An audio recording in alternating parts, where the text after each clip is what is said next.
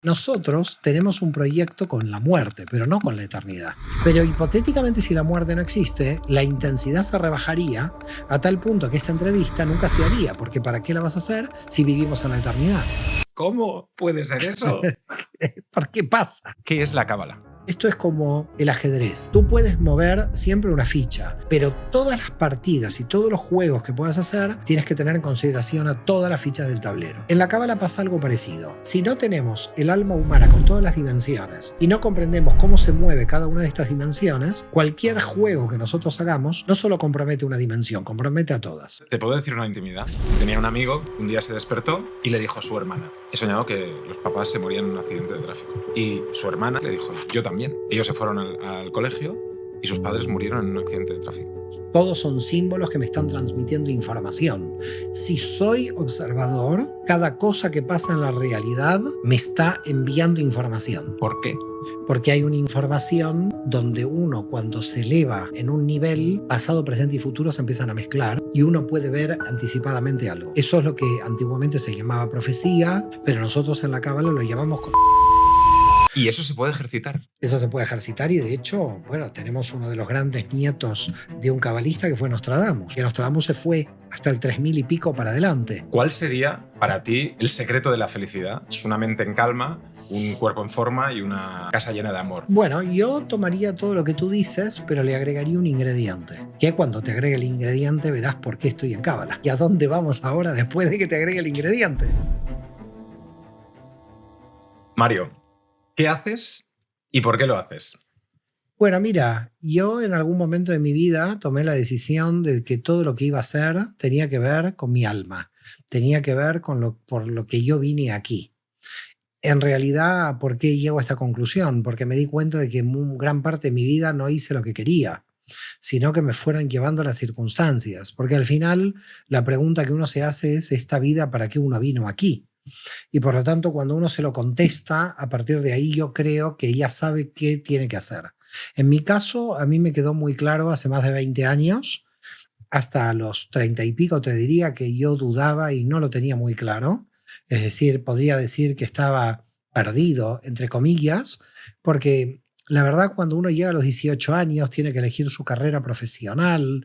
La preocupación de sus padres o la preocupación de uno es cómo se va a sostener económicamente en la vida o si va a formar una familia. Bueno, típicamente es como una especie de programación biológica que tenemos, donde uno tiene que sostenerse económicamente, fundar una familia y luego sostener a la familia y luego la hipoteca y pagar la hipoteca y ya sabemos.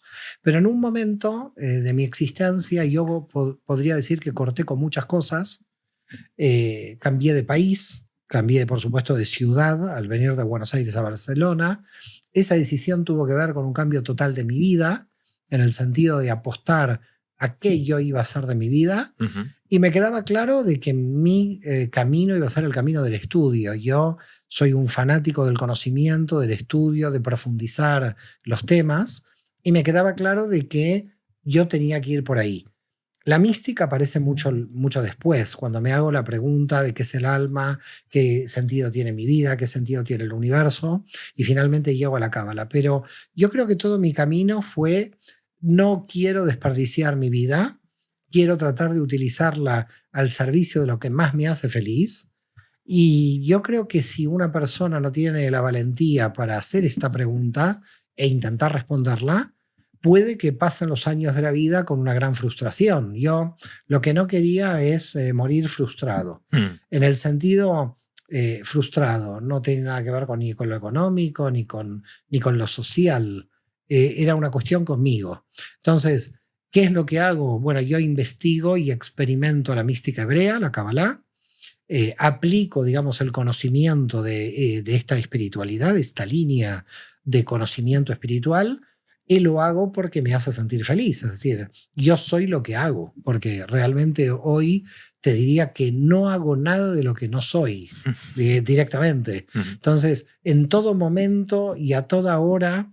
Y esto tiene un tema, ¿no? Porque te conduce un poco al desequilibrio de que te levantas muy temprano a la mañana, apasionado por lo que haces, y puedes seguir así 24 horas. Obsesión. Entonces, claro, en algún momento tienes que descansar, te tienes que autolimitar. Es decir, la pasión es tan grande en lo que uno realiza, en la entrega con lo que uno realmente no es lo que cree, es lo que es.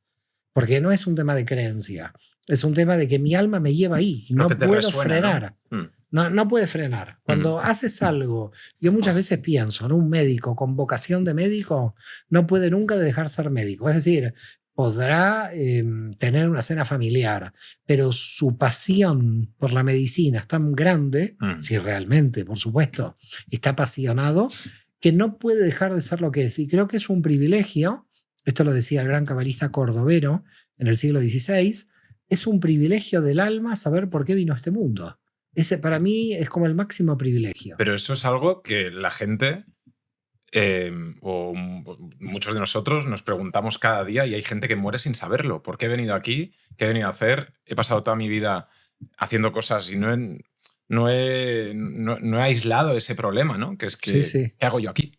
Y bueno, yo te diría que lo que habría que hacer desde pequeños en la educación es intentar no solamente que la gente sepa geografía, sepa historia, sino sepa para qué vino aquí. Es decir, al final lo más importante es lo que no trabajamos. Es decir, lo que no se trabaja es, yo entiendo que hay que saber dónde está París o la capital de Rusia es Moscú, pero si yo no sé para qué viene este mundo, ¿de qué me sirve toda esa información? Eso es fantástico, Mario, y me gustaría empezar por algo en lo que tú eres experto. Tú eres psicólogo, has estudiado matemáticas, has estudiado ciencias, has estudiado millones de cosas, teología, muchas cosas, pero tú eres experto en la cábala. ¿Qué es la cábala? La cábala es una sabiduría que tiene por lo menos 2200, 2300 años, que es una sabiduría antitradicional en el sentido que te da métodos por los cuales conoces profundamente el alma humana y el universo. Y eso fue construido, si se quiere, por los sabios del pueblo de Israel a lo largo de la historia, que yo sospecho, y cada vez mi sospecha se valida más, que han sido mentes científicas al servicio de una época donde no había ciencia. Es decir, mentes como, no sé, podría ser eventualmente un Einstein, suponte, pero que en la Edad Media, ¿qué hacía una mente como Einstein? Se tenía que dedicar a algo que de alguna manera pudiera desarrollar su mente. Los cabalistas fueron mentes prodigiosas, realmente mentes alucinantemente con un nivel de inteligencia, sabiduría y comprensión de la realidad muy profundas, que pudieron transmitir esto a lo largo de toda la historia judía, que eran muy pocos, porque estamos hablando de 4, 5, 6 en cada generación. No estamos hablando de una multitud de seres, estamos hablando de personas muy entrenadas, muy preparadas en diferentes disciplinas, en astrología, astronomía, cosmogonía, filología, filosofía. El conocimiento, de alguna manera, que tenían era un conocimiento global, muy amplio y global, y ellos de alguna manera nos legaron un tipo de información que nosotros en Occidente no lo hemos sabido aprovechar. Porque Occidente tuvo a nivel de filosofía dos vertientes, Descartes y la línea que podríamos decir de Descartes fue la que triunfó, que fue el racionalismo, llamémoslo dualista, si se quiere.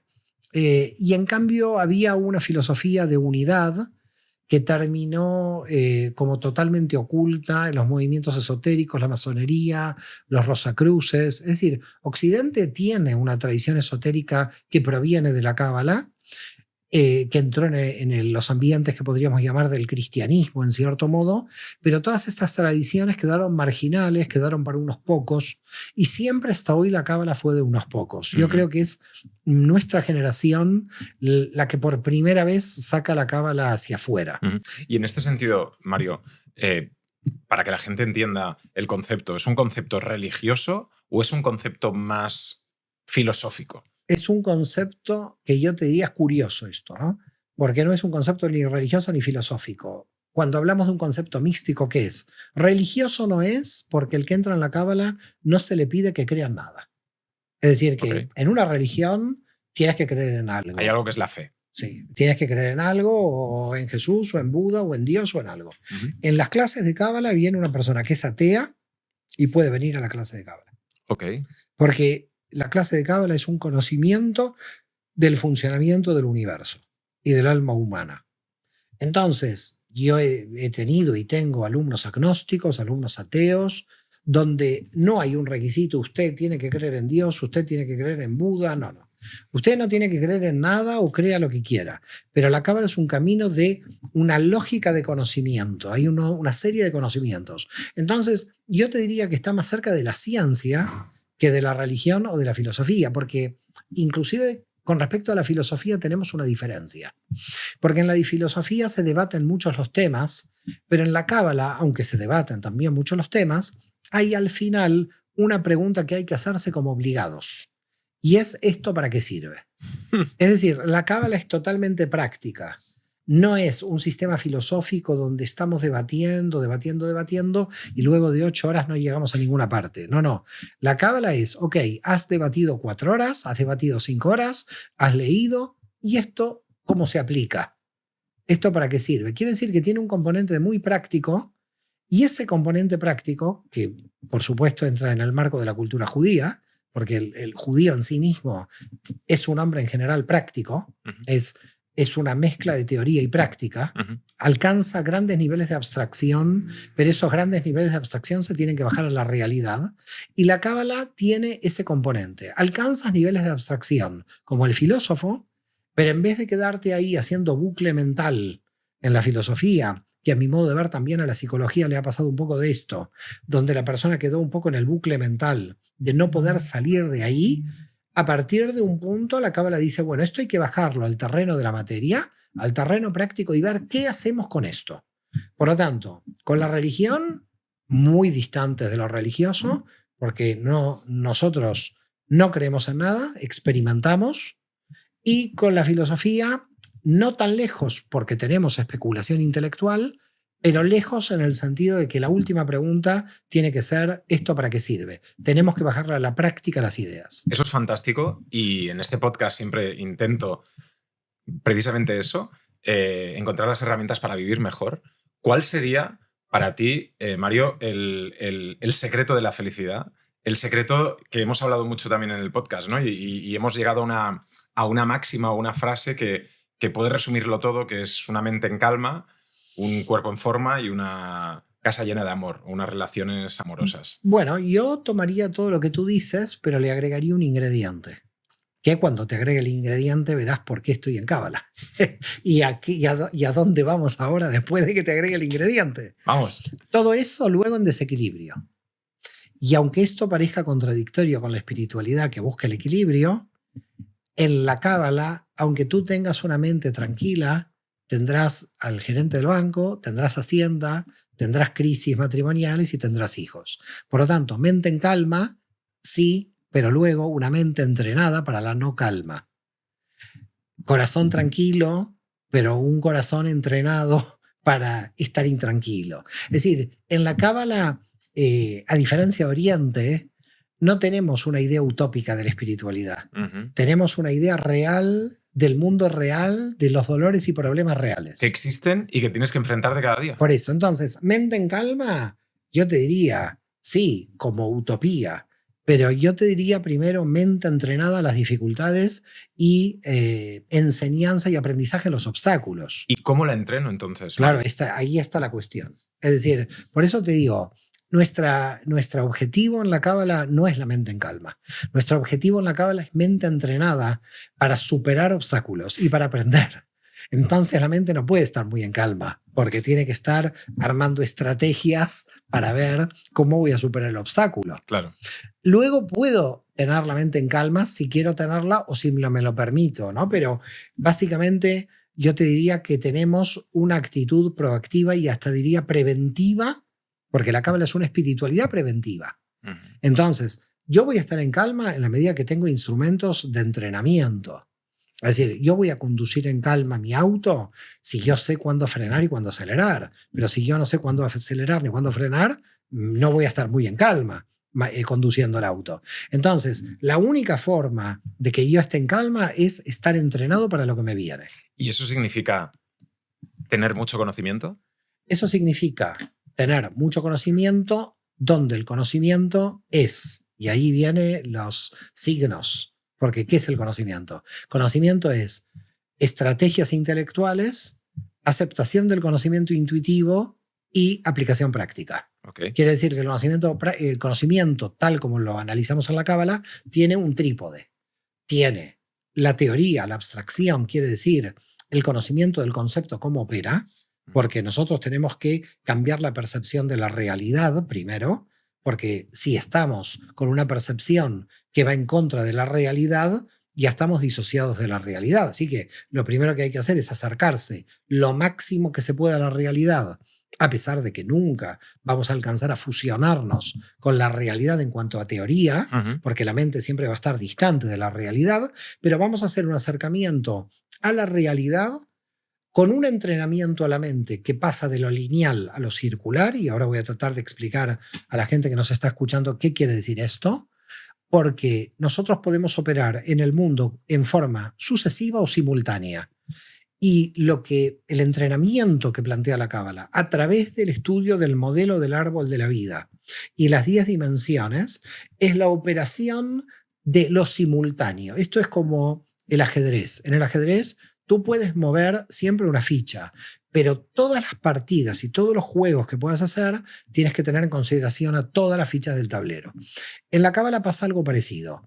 Si no tenemos el alma humana con todas las dimensiones y no comprendemos cómo se mueve cada una de estas dimensiones, cualquier juego que nosotros hagamos no solo compromete una dimensión, compromete a todas. Uno de los problemas que tiene la persona, que lo tuvo siempre a lo largo de la historia, es ocuparse de diferentes planos de la realidad.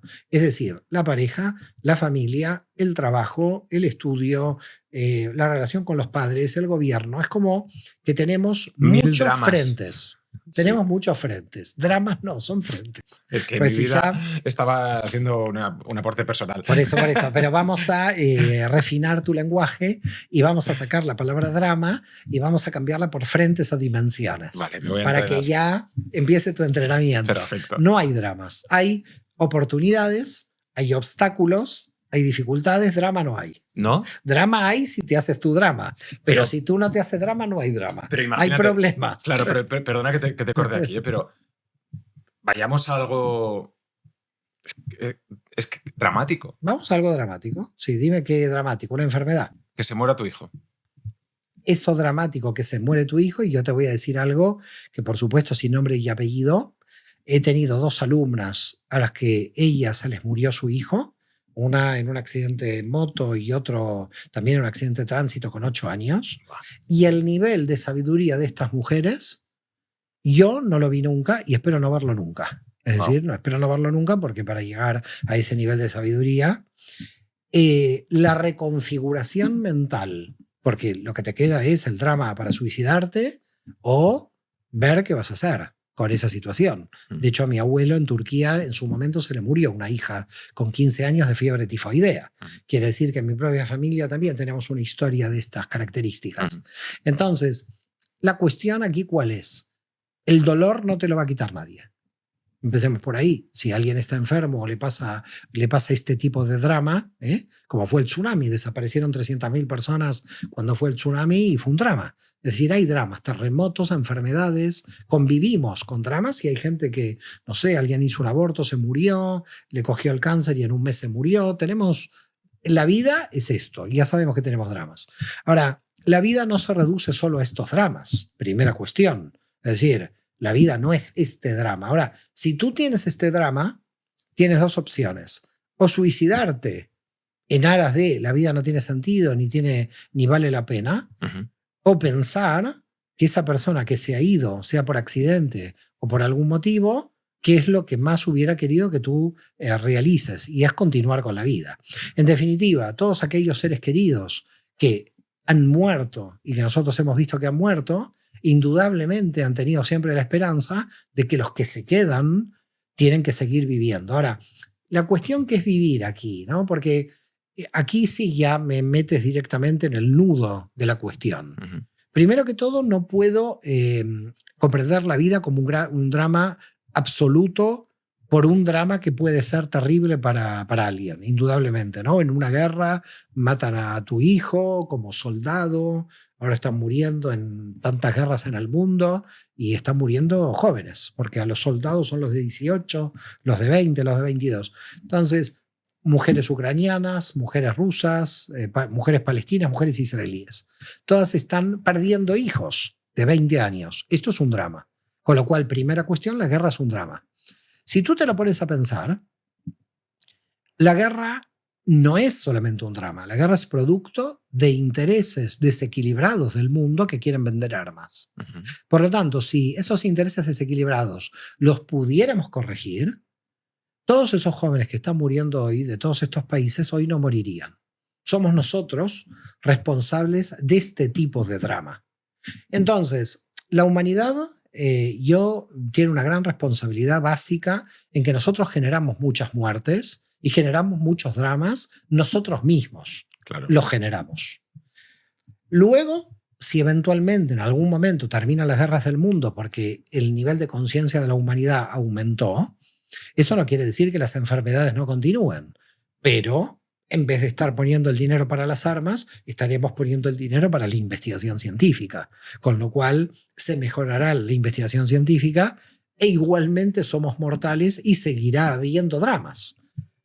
100%. Ahora llegamos al final de la cuestión. Imaginemos que ya no mueren por la guerra, imaginemos que ya no mueren por las enfermedades, en un mundo ya de un nivel de conciencia muy avanzado, muy avanzado. Seguirá existiendo la muerte. Seguirá existiendo la muerte. Ahora imagínate la hipótesis de que logramos vencer la muerte física, que ya sería el final de todos los dramas, según el análisis que tú me estás planteando. ¿Qué vamos a hacer en la eternidad? Imagínate la situación de que hemos vencido las muertes por la guerra porque hemos anulado las guerras. Nos mataron la muerte. Por ahora, esto lo veo difícil, pero algún día se llegará. Luego iremos por las enfermedades. Sí, biológicamente. Y en algún momento, biológicamente, encontraremos algo, suponte que nos haga eternos. Muy bien, estamos aquí, tú y yo, en la eternidad. Tengo muchas preguntas, pero no sé si para toda una eternidad. La primera pregunta es que nosotros tenemos un proyecto con la muerte, pero no con la eternidad. Es decir, nosotros tenemos un proyecto con un límite. Y por ese motivo incrementamos la intensidad de nuestra vida porque sabemos que vamos a dejar de vivir en algún momento. Quiere decir que la muerte es un reaseguro de que me aumenta la intensidad. Pero hipotéticamente, si la muerte no existe, la intensidad se rebajaría a tal punto que esta entrevista nunca se haría, porque ¿para qué la vas a hacer si vivimos en la eternidad?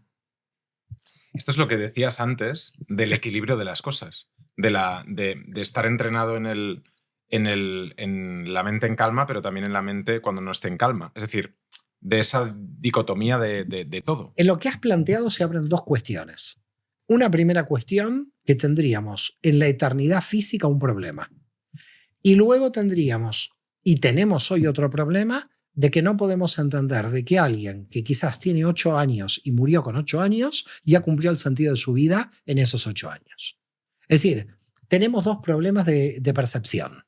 El primer problema de percepción es un problema que yo te diría muy egoísta. Nadie, en cuanto tiene el primer latido, le tiene asegurado la vida hasta los 80 años. Hay gente que vive 8, hay gente que vive 18, y hay gente que vive 24 y gente que vive 100. Pero la pregunta es, ¿qué es vivir? En 8 años alguien pudo hacer su uticum, su sentido de su vida, y quizás alguien en 80 años no pudo entender para qué vino al mundo. Entonces, claro, hay que, de un lado, revalorizar la idea de qué quiere decir vivir, porque nosotros tenemos una idea cuantitativa de vivir. Se murió a los 8 años. Uy, qué desgracia, se murió muy pequeño. Y sí, se murió muy pequeño. Pero también es una desgracia morirse a los 80 sin saber cuál es el sentido de tu vida. Quizás todavía es más tortuoso estar 80 años sin saber cuál es el sentido de tu vida, y quizás vivió 15 años y supo el sentido de su vida. Entonces, yo me abstraigo de la cantidad de tiempo porque parece que existe una especie de situación capitalista con respecto a la vida. El que vivió 100 años vivió bien porque vivió mucho y el que vivió 24 vivió mal porque murió joven. Ese es un tema totalmente cultural. A los 24, el de 24 pudo haber comprendido la vida, pudo haber comprendido todos los aprendizajes por los cuales el alma vino aquí, y el de 100 todavía no sabe ni por qué vino, por lo tanto tendrá que rotar 1000 veces para ver por qué vino esta vida. Con lo cual, la primera cuestión es, lo que sufrimos es un sufrimiento cultural cuando alguien muere joven. Porque tenemos que pensar que en esa pequeña etapa pudo haber comprendido todo. Mira, en la Cábala se dice que pudo existir un bebé un día y ese día que vivió pudo haber entendido todo. Porque nosotros no sabemos ese día lo que pasó ahí, con esa alma. No sabemos qué información esa alma tomó como aprendizaje. No tenemos idea. Entonces, no podemos cuantificar algo que es cualitativo y hacerlo cuantitativo. No son los años de vida los que marcan la vida.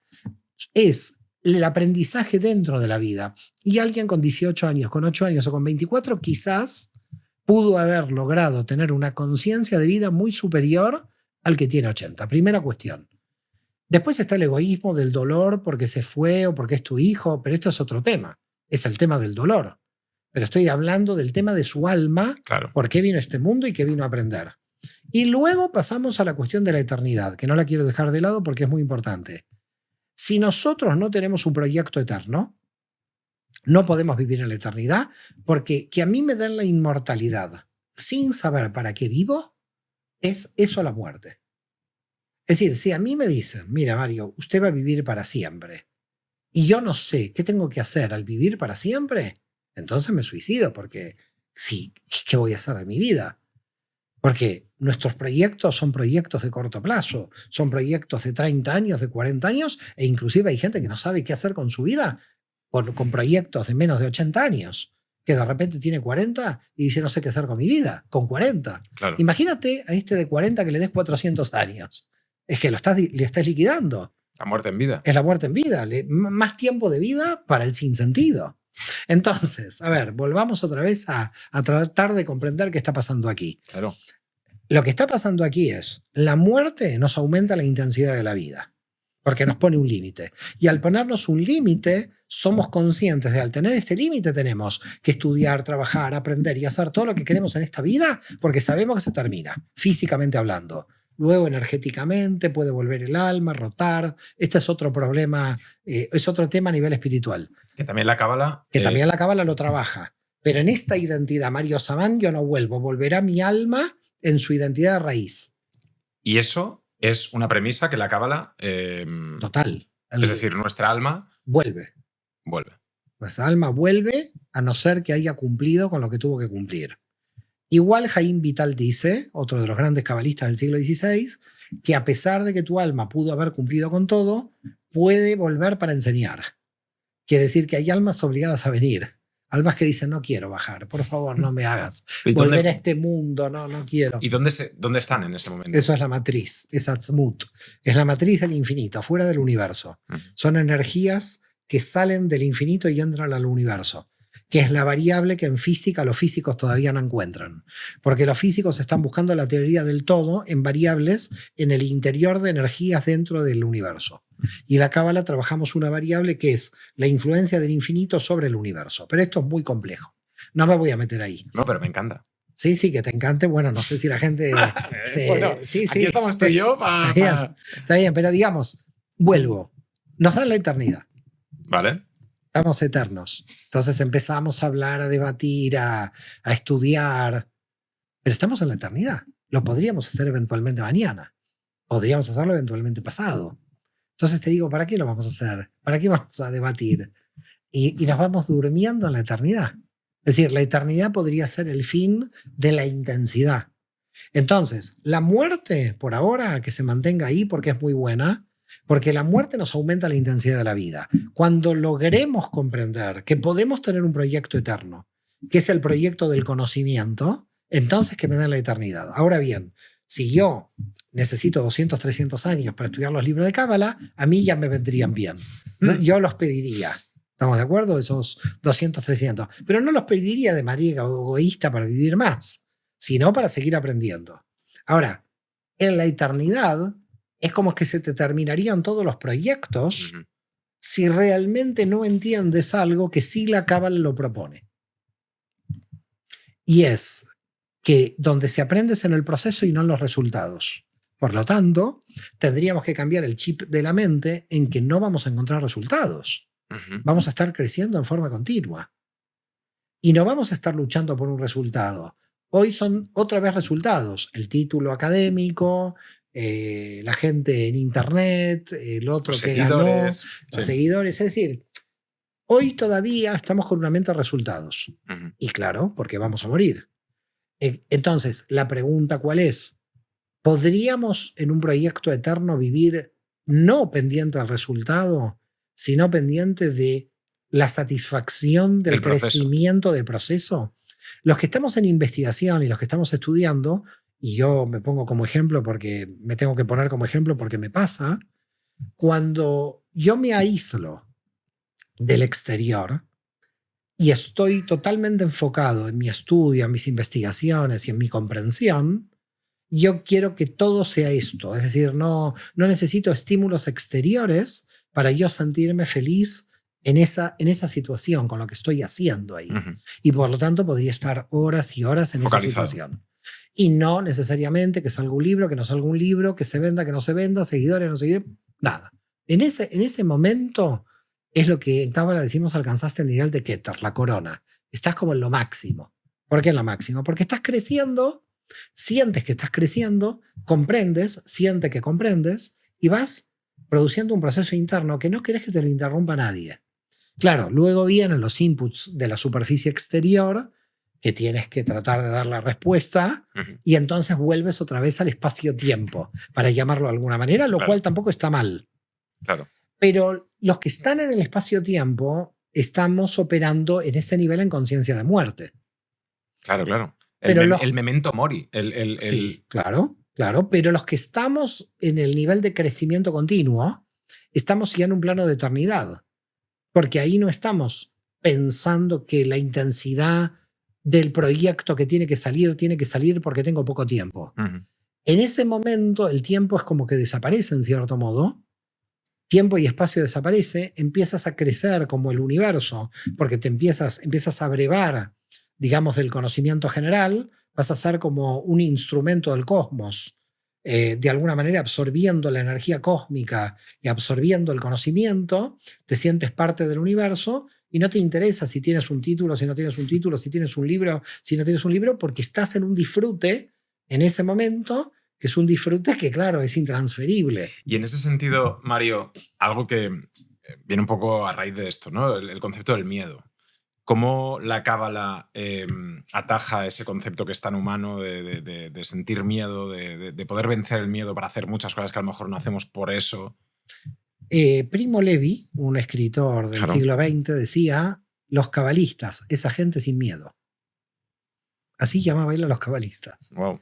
Y la pregunta es ¿por qué esa gente sin miedo? Y la verdad que te diré que no somos temerarios en hacer cosas fuera de lo normal, pero realmente el miedo como concepto, como experiencia, la verdad que lo tenemos poco, los que estamos en la Cábala. No te diría que hemos superado el miedo, porque el miedo uno naturalmente por el humano tiene miedo, ¿no? El ser humano tiene miedo. Pero ¿qué pasa? El miedo tiene que ver con la muerte y con la desaparición del yo. Y si tú adelantas la desaparición del yo, miedo a la muerte no tienes, entonces miedo a qué puedes tener. Ok, miedo a la pérdida de tus seres queridos. Pero en el momento en que tus seres queridos han nacido, también pueden morir. Por lo tanto, está dentro del sistema. Con lo cual quiere decir que ignoras que puedan morir tus seres queridos. Entonces, ¿qué es lo que está pasando ahí? Estás sufriendo por ignorancia, porque sabes que tú vas a morir y que van a morir tus seres queridos. Tus seres queridos no son inmortales. Nosotros llegamos a ser tan egoístas que muchas veces preferimos morir uno antes que mueran nuestros seres queridos. Y eso tiene un egoísmo inverso. Es decir, porque como no quiero sufrir por estos seres queridos que tengo, entonces prefiero morir primero. Claro, que sufran los otros, que son los que se quedan porque yo me fui.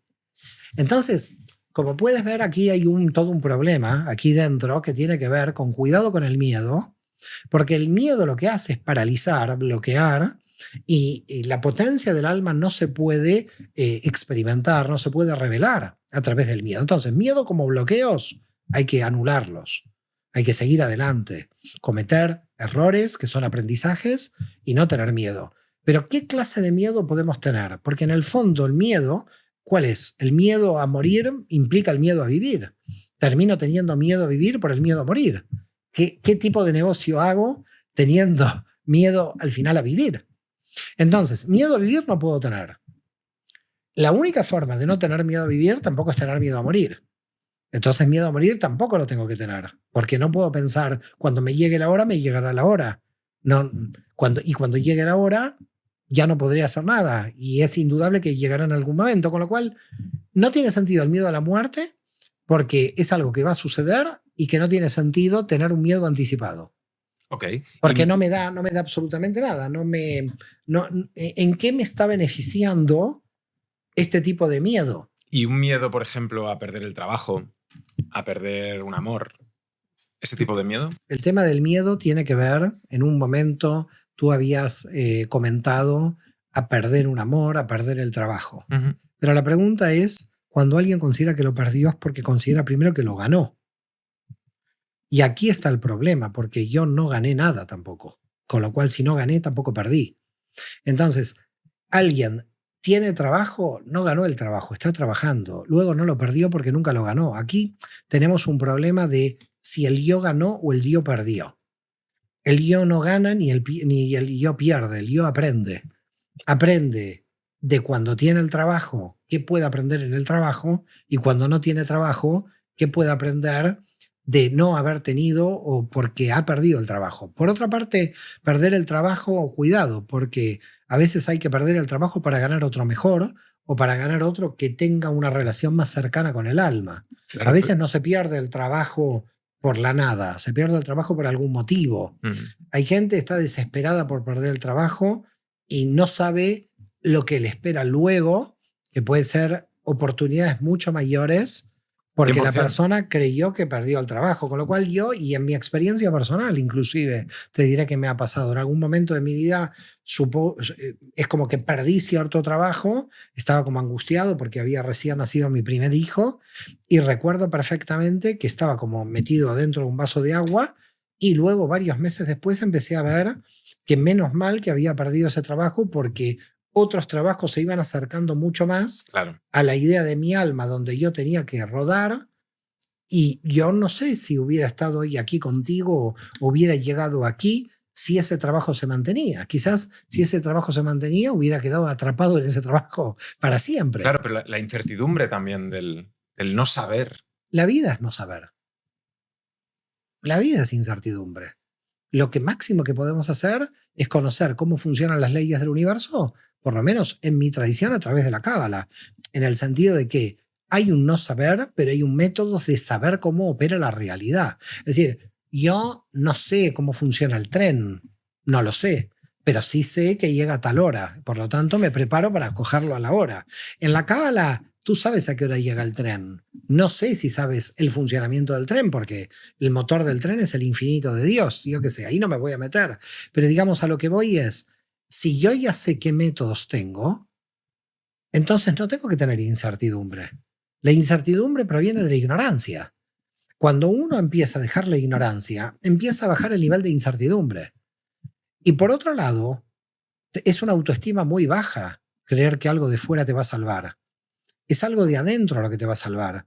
No es el trabajo el que te define quién eres tú el que defines el trabajo. Mira, hay una narración de la época medieval donde había un hombre, un cabalista, me parece que esto es en Polonia, Ucrania, fue esta narración, un cabalista que parece ser que era muy importante, y lo invitaron a una boda.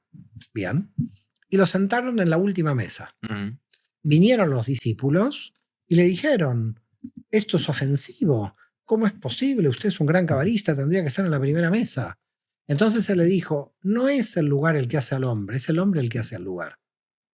Entonces, si tú te valoras y sabes cuánto vales, es el trabajo el que te perdió, no que tú perdiste el trabajo. Entonces, si tú te valoras, yo creo que cuando uno pierde el trabajo y se siente mal, tiene un problema de autoestima. porque siente que no va a conseguir otro trabajo. Quiere decir que no es un problema del trabajo, es un problema de autoestima. Igual que con la pareja, igual que con cualquier proyecto. Por ese motivo, la autoestima es fundamental y la trabajamos mucho en la Cábala, porque cuando tú refuerzas, levantas la autoestima, no hay pérdida. ¿Y cómo la trabajamos? Oh. Dame algún tip. Primero que todo, para mí el tip fundamental con el que trabajamos mucho en la Cábala es el reconocimiento de nuestras virtudes. Y esto que parece bastante simple no es tan simple. ¿Por qué? Porque primero la gente no quiere reconocer sus virtudes porque siente que es inflar el ego. Es una cosa muy rara lo que le pasa a la gente. ¿No? Sí, como diciendo, no, yo... Tienen como una distorsionada situación de la humildad. Se puede ser humilde solo si reconoces tus virtudes. Porque si no eres un falso humilde, estás ocultando las virtudes. No, ocultar las virtudes no te lleva a ninguna parte. Tienes que declarar tus virtudes. Yo, con muchos alumnos, les hago escribir las virtudes. Hay gente que escribe 3 virtudes y no puede, se paraliza. Dice, no tengo más virtudes. Vale. Pero ¿cómo no tienes más virtudes? Me tienes que hacer 20 y tienes 3. Y yo le tengo que dictar, yo le tengo que impartir y le tengo que decir, yo te veo así, bueno, puede ser, bueno, cuarta virtud. Le tengo que ayudar a que reconozca las virtudes. Entonces, a ver, primero, reconocer las virtudes no implica inflar el ego. Al contrario, el ego se va a inflar si tú te sientes que eres menos. Si te sientes que eres menos, es donde el ego se va a inflar. No se va a inflar porque reconozcas las virtudes, se va a inflar porque no las reconozcas. Claro. En consecuencia, el ejercicio de reconocer virtudes es muy bueno. Muy bueno. ¿Por qué? Porque te lleva a decir, bueno, yo tengo cierta fuerza, yo tengo aquí, tengo un potencial, estas virtudes sirven para algo. No es que no sirven para nada. Así se puede ir reforzando la autoestima. Y la autoestima tiene que generar automotivación. La automotivación ya es otra fase. Ya no es solamente autoestima. Porque tú ya puedes reconocer las virtudes, pero a la mañana temprano, estoy cansado, tengo que salir a trabajar. ¿Por qué me tengo que levantar tan temprano? A las 7 de la mañana, a las 6, a las 8, a la hora que se levante cada uno. Si tú te levantas feliz, no tienes ningún esfuerzo para estar quejándote de la hora que te levantas, porque vas a una actividad feliz. Es decir, yo cuando me levanto a la mañana soy el hombre más feliz del mundo. Menos mal que me he levantado. Lástima que no me levanté media hora antes. ¿Por qué? Porque tengo una felicidad muy grande en todo lo que voy a desarrollar ese día. Entonces, claro, aumentás las virtudes y hay que aumentar las virtudes para luego reconocer los desequilibrios. Pero no se puede trabajar al revés. La gente que hace, vamos a reconocer los desequilibrios y no reconozco mi potencial, no reconozco mis virtudes. Por otro lado, hay gente que se autobloquea. Hay gente que se culpa del progreso, se compara con el padre. Si mi padre llegó aquí, yo no lo puedo superar. ¿Qué es esto? Entonces tendríamos que volver a las cavernas, a la época prehistórica, donde no tendríamos que superar a nuestros antepasados porque estaban ahí con el... No. Es decir, lo que tiene la humanidad es la superación constante. Yo rezo todos los días para que mi hijo me supere y para que mi nieto supere a mi hijo, porque esa es la humanidad. Ese es el crecimiento de la humanidad, el crecimiento de la cultura. ¿Cómo puede ser que hay muchos que dicen, no, yo me siento culpable como superar a mi padre? Es que no te tienes que sentir ningún culpable. Es la dinámica del deseo del universo que todos los días nos estemos superando. Y esa dinámica del universo, ¿cómo podemos captar esos mensajes? Es decir, de otra forma, ¿el universo nos dice o nos manda mensajes para hacer ciertas cosas? Y podríamos imaginarlo en un sueño premonitorio, en un número que vemos todo el rato. ¿Eso Totalmente. existe? Sí que existe. Existe porque en la Cábala lo trabajamos diariamente. Es decir, nosotros en Cábala trabajamos el universo como corpus symbolicum, es decir, todos son símbolos que me están transmitiendo información. Si soy observador, cada cosa que pasa en la realidad me está enviando información. ¿Pero cómo puede ser eso? ¿Por qué pasa? Es eso. ¿Cómo puede ser? Porque tenemos una dimensión dentro del alma que se llama Jochma, la sabiduría, que es el conocimiento intuitivo. Entonces, tú piensas en tu primo y ¿qué pasa a las 2 horas? Te encuentras con tu primo en la calle. Mira. ¿Te ha pasado? ¿Te puedo decir una intimidad? Bueno, cuenta. Si la quieres hacer pública, Yo veraneaba todos los años con mis abuelos y tenía un amigo que un día se despertó y le dijo a su hermana, he soñado que los papás se morían en un accidente de tráfico. Y su hermana se quedó mirándole y le dijo, yo también. Ellos se fueron al colegio y sus padres murieron en un accidente de tráfico. Y en ese momento, él y ella, evidentemente, pues entraron en una situación que no comprendían por qué había pasado. Él estuvo muy mal psicológicamente también después de eso y un trauma siendo un niño y tal. Pero fue una historia que es real, que es verídica, que le ha pasado a mi amigo y que siempre me marcó mucho. Y es, ¿Qué pasó ahí? ¿por qué? Porque hay una información que todavía no la comprendemos perfectamente, pero la vamos a comprender en el futuro científicamente, y es que hay una información donde uno cuando se eleva en un nivel, pasado, presente y futuro se empiezan a mezclar y uno puede ver anticipadamente algo. Eso es lo que antiguamente se llamaba profecía.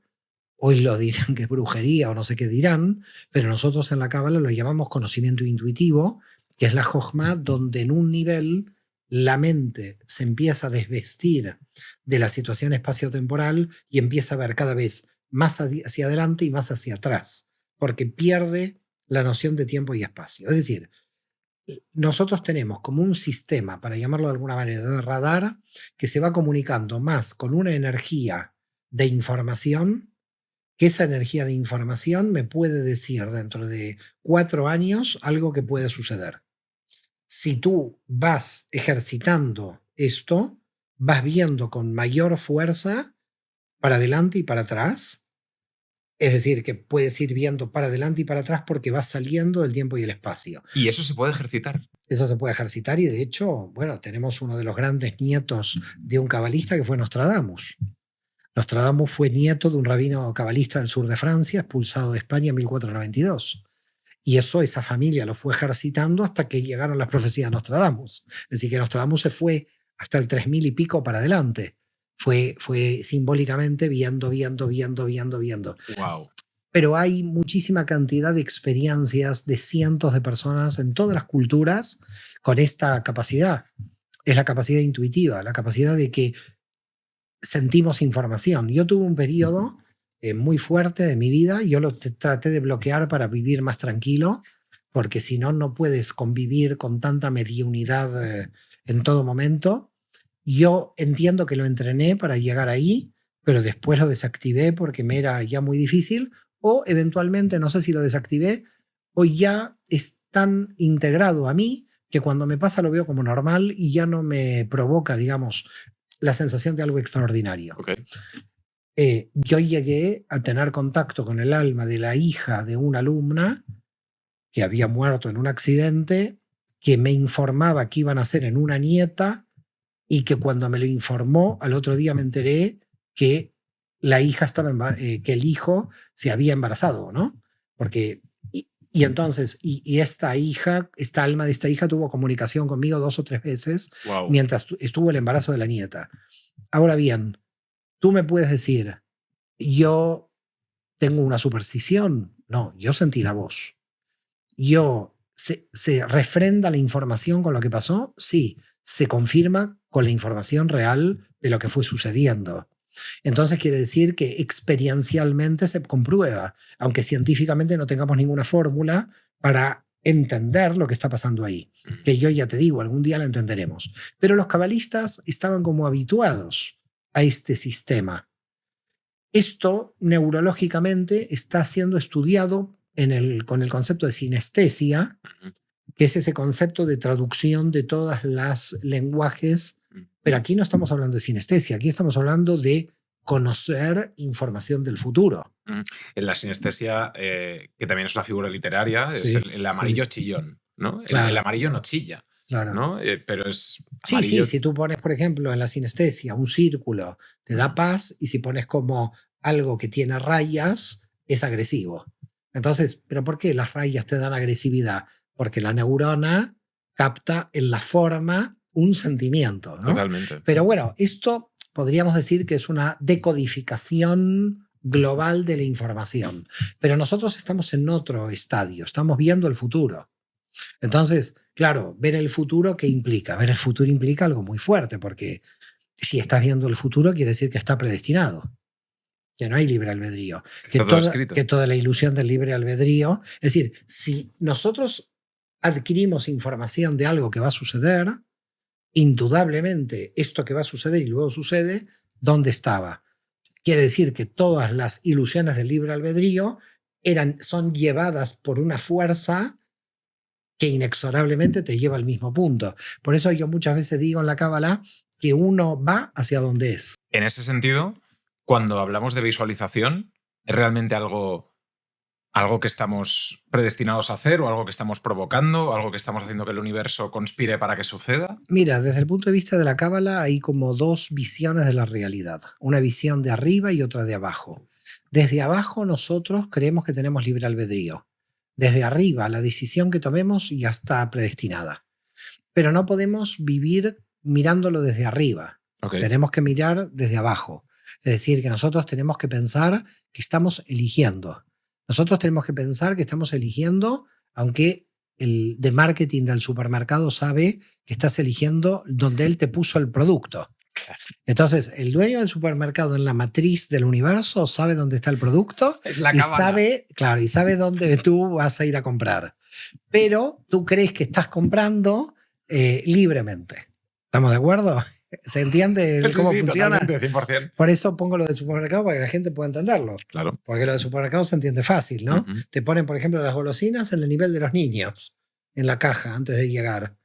Claro, ¿quién va a ir ahí? Los niños ahí, justo a las golosinas. Entonces, el de marketing está manipulando la mente de los niños. Por eso te ponen ahí las golosinas. Hay un tema, yo he trabajado toda mi vida en la radio y hablábamos de cuál era una canción o cuál es un éxito, ¿no? ¿Cómo se forma una canción que es un éxito? Pues cerebralmente, si tú escuchas una canción 100 veces, a la 101 tu cerebro la procesa como conocida. Y eso significa que es más placentera que una totalmente desconocida. Entonces, la repetición hace que eso sea bueno para ti y digas, esta canción me gusta y la conozco. ¿Sabes por qué me río? Porque hay una tradición de la Cábala, pero muy antigua, del siglo II, que se dice, imagínate, más de 2000 años casi, y la enseñanza dice, ¿cuándo se sabe una lección? Cuando se la repasó 101 veces en vez de 100. Cuando 101 veces has repetido la lección, entonces, y dicen los sabios de la Cábala, ¿y cuál es la diferencia entre 100 y 101? Toda. Toda la diferencia está ahí. No hay diferencia entre 1 y 2. No hay diferencia entre 1 y 3. No hay diferencia entre 3 y 4. Cuando llegaste a 100, el último esfuerzo de la 101, eso vale todo. La diferencia está ahí. En el último, claro. Con este tipo de educación, con este tipo de estímulo, automotivación, estructura del yo, de alguna forma yo te diría que si la humanidad pudiera conocer la riqueza de la tradición judía a nivel esotérico, creo que tendríamos un aporte impresionante para el bienestar humano y para la felicidad humana. Porque al final, fíjate, ¿no? ¿Qué es lo que hemos hecho en el siglo XX sobre todo? Y creo que una de las cosas inteligentes que hemos hecho como humanidad es que hemos dividido lo que nos hace bien como método de nuestra tradición religiosa. Es decir, yo puedo ir a una clase de yoga y no me dicen que me tengo que convertir al budismo. O yo vengo a una clase de Cábala y la persona es una cristiana y no le dicen que se tiene que convertir al judaísmo. Es decir, lo que está pasando hoy es que los métodos espirituales de las diferentes religiones se cruzan con la religión social que tú tienes. Entonces, yo como judío puedo ir a yoga sin que me pidan convertirme al budismo. Y esto yo creo que es bueno, es un gran adelanto, porque empezamos a ver las riquezas de otras culturas en el nivel del alma. No en el nivel formal, claro. No en el nivel de la educación formal. La educación formal que he tenido, bueno, es mi cordón umbilical emocional. ¿Y tú crees, Mario, que en este sentido estamos en una etapa o en una época histórica donde hay una, no crisis, sino todo lo contrario, sino que la gente quiere volver a una espiritualidad? Totalmente. Yo estoy muy convencido que estamos en una época muy parecida a la aparición de Jesús, al siglo I. Fíjate, en la época de Jesús había muchísima cantidad de rabinos, de maestros judíos itinerantes. Hoy hay una gran cantidad de maestros de Cábala itinerantes, que ahora itineramos en las redes. En vez de itinerar por Galilea, ahora itineramos en lo virtual. estamos ante un fin del sistema, un poco como el Imperio Romano con la decadencia moral que tenía el Imperio Romano. Estamos con un nihilismo en Europa donde el europeo prácticamente no tiene sentido de construcción de algo nuevo, de algo positivo. En general, el europeo tiene una dinámica muy pesada, muy ya que viene de la época del existencialismo, la vida no tiene sentido, todo es relativo, cada uno. Entonces, Europa como sociedad está en crisis. Del otro lado vemos fundamentalismos religiosos, entonces vemos nihilismos de sin sentido, fundamentalismos religiosos que de alguna manera también son la contrapartida del sinsentido, porque el que se vuelve fundamentalista también tiene un sinsentido invertido, es un nihilista inverso, ¿no? Y lo que está haciendo es tomar el nombre de Dios para matar a otro, con lo cual es una contradicción. Entonces, la mística hebrea y todas las místicas, pero sobre todo yo creo que la hebrea, con esa potencia de desarrollo conceptual que tiene, se está desmarcando del fundamentalismo religioso claramente, porque nosotros somos experiencia y no creencias, y está dándole muy duro al nihilismo, porque está encontrando el sentido de la existencia con argumentos muy fuertes, que yo creo que son la contrarréplica, digamos, la contraargumentación a un nihilismo como tipo Cioran o tipo Sartre, donde era esta existencia, eran todos materialistas y no veían más allá de la materia, ¿no? Y también el avance científico, que dio lugar a muchas paradojas y que dio lugar a muchas realidades invisibles que se hicieron visibles. Entonces yo creo que mística y ciencia están haciendo una gran convergencia, y nihilismo por un lado y fundamentalismo religioso operando de manera muy radical simplemente para mantener el poder político, no por otro tema. Quiere decir que siguen siendo intereses materiales los que manipulan al fundamentalismo religioso y al nihilismo sin sentido. Por eso yo creo que la mística está irrumpiendo y esta vez no se va a cristianizar el Imperio Romano. Esta vez yo creo que se va a espiritualizar el mundo. Y si no se espiritualiza el mundo, los intereses puramente de la materia nos van a llevar a la autodestrucción. Entonces, no tenemos mucha alternativa. Es decir, hay dos caminos. Un camino espiritual y un camino de tecnología, o pueden ir juntos. Pueden ir juntos. La tecnología, si es un instrumento al servicio de lo espiritual, puede ir juntos. El problema que nosotros tenemos es los desequilibrios a nivel político y económico que hacen que el sistema ponga sus recursos al servicio de un sinsentido. En el momento en que un país te saca los impuestos y decide poner un porcentaje para armamento militar cuando tú estás en contra, lo que habría que hacer a nivel mundial es aquellos que pagamos impuestos marcar si queremos o no poner en armas ese dinero. ¿Por qué parte de mi dinero los gobiernos me obligan a invertirlo en ejércitos que yo no quiero matar a otro? Por lo tanto, yo creo que tiene que haber como una reconversión global. No hay alternativa de esa reconversión global. Lo que todavía no sucedió es la espiritualidad llevada a la política. Todavía ese paso no. Yo pienso que la espiritualidad en este momento está, podríamos decir, poniendo en crisis al sistema religioso.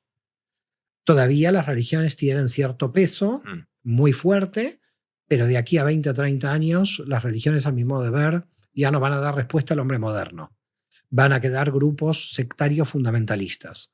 Luego va a venir la cuestión económica, donde la espiritualidad va a tener que avanzar en la cuestión económica. Y luego la cuestión política, al final. Pero yo creo que, dadas las circunstancias de la velocidad de las redes, los procesos de cambio se pueden acelerar más rápido de lo que pensamos. Esto es increíble. O sea, que una sociedad, un mundo dominado por la religión como lo vivimos ahora, ya no tenga ese peso y pase de un modo además exponencial, porque como tú dices, o sea, todo es como a una velocidad de la luz. Totalmente. Lo que sí se va a crear es una brecha, una distancia muy grande entre los políticos y las bases. La brecha se va a ampliar tanto. Es decir, fíjate, te voy a dar un ejemplo de una brecha que se amplía, ¿no? Okay. A nivel social, el tema de la separación, el divorcio, muchísima gente está separada, divorciada. Es algo ya habitual en nuestras sociedades. Sí. Ok, la Iglesia Católica está pensando si comulga o no todavía el divorciado. Es decir, que está años luz de lo que pasa socialmente. Si la sociedad sigue avanzando en esta aceleración y religión y política no pueden ayornarse a la velocidad, la propia velocidad de la dinámica social va a hacer que la espiritualidad le haga jaque mate a instituciones que no pueden avanzar. Es decir, las instituciones como instituciones no pueden afrontar los desafíos de la velocidad en el mundo virtual. Por lo tanto, la espiritualidad, al ser libre, porque plantea que el alma tenga una conexión directa con la divinidad, hace que todos vayan por libres y por lo tanto se está creando, yo te diría, un anarquismo, en el mejor sentido de la palabra, un anarquismo digital que democratiza, digamos, la espiritualidad a tal punto que los sectores de poder, en algún momento yo calculo que se sienten amenazados y por eso permanentemente cortan Internet en diversos países. Una descentralización, ¿no? Internet ha creado un poder totalmente transversal, donde ni yo le pido al rabino estar contigo aquí, ni tú le pidas a tu cura de barrio estar aquí. Quiere decir que en este momento ni la iglesia ni la sinagoga a nosotros nos impone sus líneas, llamémosle religiosas. Uh-huh. Políticamente, indudablemente, hay sistemas que tienen que censurar Internet porque si no, no lo pueden controlar. Pero yo creo que la dinámica de la tecnología va a terminar ayudando a que la realidad se imponga. Es decir, la espiritualidad tiene una ventaja. Se ha acercado mucho a la realidad tal cual es. No puede describir la realidad tal cual es porque ya sabemos que el observador modifica lo observado. Uh-huh. Pero nos hemos acercado mucho a la realidad tal cual es. Cualquier sistema, sea político, religioso, puede matar gente, pero en algún momento se va a caer porque la naturaleza de la realidad lo hace caer. No se puede ir contra la naturaleza. Y la naturaleza del alma es la posibilidad de que se revele la información. En ese sentido, la naturaleza del alma, que es algo muy interesante que te he escuchado, y voy a robarte las palabras porque me parecen muy potentes, cuando te haces un corte en el brazo, tu cuerpo, biológicamente, lo sana. Cuando haces un corte en esta mesa, el corte siempre estará en esta mesa. ¿Qué pasa cuando tienes, y hablando del alma, ¿no? de hacia dónde vamos y que todos la tenemos, qué pasa cuando te haces un corte en el alma? ¿Te puedes hacer un corte en el alma sana? Te puedes hacer un corte en el alma, pero en realidad el alma funciona muy diferente porque el alma se desequilibra cuando las energías están mal situadas. Lo que tú llamas corte sería una energía que no está bien situada ahí, con lo cual el corte sana cuando resitúas las energías. Nosotros estudiamos el árbol de la vida porque queremos distribuir correctamente las energías. Si distribuyes correctamente las energías, no hay ningún corte. Es decir, la sanación es esa buena distribución. Con lo cual la sanación no es consecuencia, es la causa. Tú sanas cuando ya corriges a dónde van las energías. Estudiamos el árbol de la vida para que podamos comprender a dónde tienen que estar situadas las energías. Si mis energías están situadas en el freno, el auto frenará. Si están situadas en el acelerador, acelerará. Pero ni el acelerador ni el freno tienen la culpa de a dónde yo estoy situando la energía de la pierna. El auto Claro. va según donde yo estoy poniendo mi energía. Por lo tanto, lo que sucede a nivel mundial, a nivel de la humanidad toda, es que estamos poniendo demasiada energía en cuestiones totalmente negativas y que va a llegar un momento que es insostenible seguir poniendo esto ahí porque implica una enfermedad. Y al final nos vamos a enfermar todos. Va a ser como un poco la pandemia. Al final todos se van a contagiar. Claro. Y en ese sentido tú, Mario, ¿sabes cómo una persona puede equilibrar sus energías? Totalmente, claro que sí. Primero que todo, Es decir, aceptando... vamos para que la gente lo entienda, ¿eh? Sí. Yo vengo y te digo, Mario, soy Uri. Sí, hola Uri, encantado. Y esta es mi vida. Sí. ¿Y tú qué haces? Yo miro y te voy haciendo preguntas a dónde tienes puesta la energía y te corrijo si tienes demasiada energía en un lado o demasiada en otro. Primero, tengo que ver si tú no niegas una dimensión. Por ejemplo, a ver, de las 10 dimensiones hay una que es la dimensión del trabajo. Okay. Alguien me dice no trabajo. No trabajo porque no gano dinero. No hago nada en todo el día. No, tengo que hacer algo en todo el día. No puede ser no trabajo. Quiere decir que ahí no hay nada. ¿Usted tiene relaciones sexuales? ¿Tiene pareja? ¿Tiene familia? No, no veo a la familia, ni tengo pareja, ni tengo relaciones. Mal asunto. Es decir, lo que muestra el árbol de la vida Qué bueno. es la naturaleza de energías que están ahí disponibles para nosotros. Si nosotros vamos negando diversas dimensiones y no ponemos la energía a donde tiene que ir, entonces queda claro que la energía irá a otra cosa. Y a donde es otra cosa siempre es el mal, porque un sobrante de energía causa algo que es malo. Entonces, yo tendría que haber, supuesto, pongo un ejemplo, tendría que haber puesto un límite a alguien. No se lo pongo. Digo, me autocontrolo, no se lo pongo. ¿Pero es un autocontrol real o me estoy acumulando energía? No le pongo el límite otra vez, no le pongo el límite otra vez. ¿Qué tendría que hacer? Ponerle límite. ¿Qué pasa a los 10 días? Estallo, vuelan los platos, vuela todo, tengo un ataque de ira. ¿Por qué pasó esto? Pasó porque la energía correcta era haberle dicho a la persona, mira, aquí hay un límite, no tenías que haberlo pasado, correctamente se habla, se pone un límite y se pone la energía correcta. No puse el límite, ¿qué va a pasar? Se va a acumular un tipo de energía que es negativa y esto va a terminar en la ira. Quiere decir que, ¿qué fue la ira? ¿La ira fue producto del autocontrol? No, fue un autocontrol que no fue un autocontrol. Yo ya estaba decidiendo mal dónde estaba invirtiendo la energía. Mario, me gustaría que me hablases del árbol de la vida. Bueno, mira, el árbol de la vida es un sistema de 10 dimensiones donde tenemos un equilibrio entre la derecha y la izquierda. En la derecha se llama lo masculino, la izquierda lo femenino. Hay de las 10 dimensiones, 3 masculinas, 3 femeninas y 4 en el medio, haciendo de alguna manera de tensión conciliatoria entre las dos. Porque básicamente en la Cábala existe como una ley, que es una ley general del universo, que es la oscilación constante. Es un poco para que se pueda comprender qué es respirar. Me quedo con todo el aire, me muero. Dejo todo el aire afuera, me muero también. Por lo tanto, ¿qué tengo que hacer? Entra y sale el aire. Eso se llama el nivel de oscilación constante. Puedo vivir porque entró aire y salió aire, entró aire y salió aire. Puedo vivir porque hay diversos latidos del corazón. Ni se alargan ni se acortan, porque entonces estaría también frente a un problema. Oscila toda la sangre en el cuerpo, entre venas y arterias. Quiere decir que hay venas que van hacia el corazón y vuelven, y así toda la sangre dentro del sistema. Quiere decir que así como el sistema biológico te demuestra la oscilación de energía, así también a nivel espiritual, a nivel energético, oscilan las energías.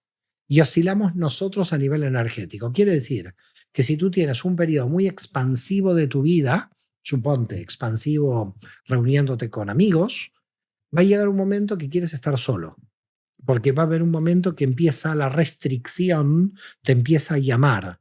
Uy, tanto social, no quiero salir, quiero estar solo. Pero si estás demasiado solo, ¿qué pasa? Uy, yo querría salir con los amigos. Empieza el sistema expansivo. Y la gente se puede preguntar, ¿pero al final qué quiero? ¿Estar solo o estar con amigos?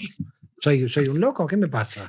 No, tienes que estar con amigos y estar solo, porque hay un sistema oscilatorio. Quien conoce el sistema de oscilación a partir del árbol de la vida ya conoce, yo te diría, toda la naturaleza humana y también la naturaleza del universo, porque todo está en constante movimiento. Y por eso, cuando tú me hablabas al principio de la entrevista con respecto a la paz mental, en esa oscilación no hay paz mental, hay paz mientras estás oscilando. No hay como una paz del cementerio donde todo está quieto en equilibrio, sino que hay paz porque hay dinámica. Entonces, claro, el árbol de la vida te presenta y te dice, bueno, mira, acá estás muy expansivo, aquí estás muy restrictivo, aquí tienes que sacar energía, poner energía aquí. Estoy viendo que tienes más energía aquí que allá. Claro, al principio te vas a confundir porque todavía quizás uno no sabe muy bien a qué dimensión pertenece cada. Pero con el tiempo te vas entrenando y te vas dando cuenta, upa, le estoy poniendo demasiada energía al trabajo y no a la pareja. Upa, estoy demasiado con la familia pero no con el trabajo. Esto que uno lo hace un poco instintivo, si se quiere, en la Cábala te lo dan como mapa y te dicen, este es tu mapa. Y entonces ahí te das cuenta que si hay mapa, tengo que tratar de ver cómo yo voy a organizar, cómo voy a invertir mejor las energías, ¿no? Uh-huh. Entonces, el árbol de la vida para mí es casi, yo te diría, el concepto, el símbolo clave de la Cábala, porque en cuanto tú focalizas toda la energía en un punto, porque las tienes a las 10 dimensiones, porque se puede llegar a tener las 10 dimensiones no digo en equilibrio, pero las digo en constante dinámica de equilibrio, para llamarlo de alguna manera, toda la energía se te acumula de manera que tienes un montón de energía disponible, porque ya no la pierdes en los desequilibrios. Uno de los problemas de los desequilibrios no es el desequilibrio. El desequilibrio es un problema, pero no es el problema. La consecuencia del desequilibrio es más el problema que el propio desequilibrio, porque, a ver, el desequilibrio de alguien que está alcoholizado todo el día, bueno, está alcoholizado, es alcohólico, ese es su desequilibrio. Pero ¿cuál es la consecuencia? Que toda la energía que podía, de alguna manera, desarrollar por si no estaba alcoholizado, la está perdiendo. Quiere decir que el desequilibrio, el problema que trae, es como una especie constante de pérdida de energía. Si tú arreglas el desequilibrio, toda esa energía está disponible para ti. Entonces vas teniendo cada vez más disponibilidad de energía. ¡Qué maravilla! ¿Y cuáles son estos 10 estadios o cómo Son 10 dimensiones. ¿Cómo se llaman estas 10? Bueno, una te las paso de hebreo a castellano. Una es Malhut, que es la materia, el reino.